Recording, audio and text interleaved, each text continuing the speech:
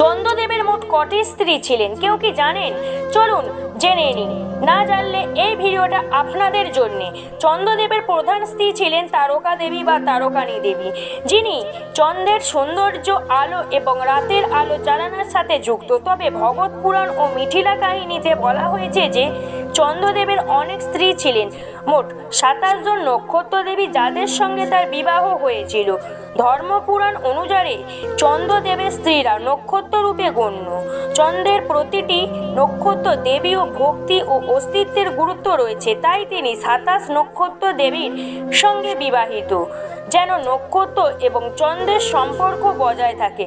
রাতের আকাশে নক্ষত্র ও চন্দ্রের মিলন প্রতিফলিত হয়। বৃন্দাবন ও ভাগবত, লিঙ্গ পুরাণ ইত্যাদিতে উল্লেখ আছে যে চন্দ্রদেবের অনেক স্ত্রী নক্ষত্র দেবী।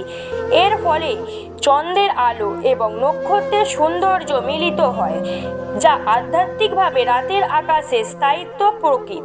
এছাড়া পুরাণে বলা আছে যে চন্দ্রদেবের যাদের সঙ্গে বিবাহ করেছিলেন তাদের সঙ্গে সম্পর্ক বজায় রাখতে চন্দ্রকে সময়ভিত্তিক নিয়ম পালন করতে হয়, যেমন চন্দ্র নক্ষত্র পরিবর্তন।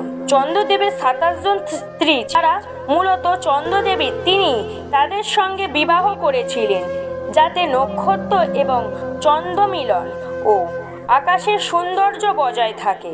এই রকম ভিডিও পাওয়ার জন্য চ্যানেলটিকে সাবস্ক্রাইব করুন, আমাদের সঙ্গে থাকুন।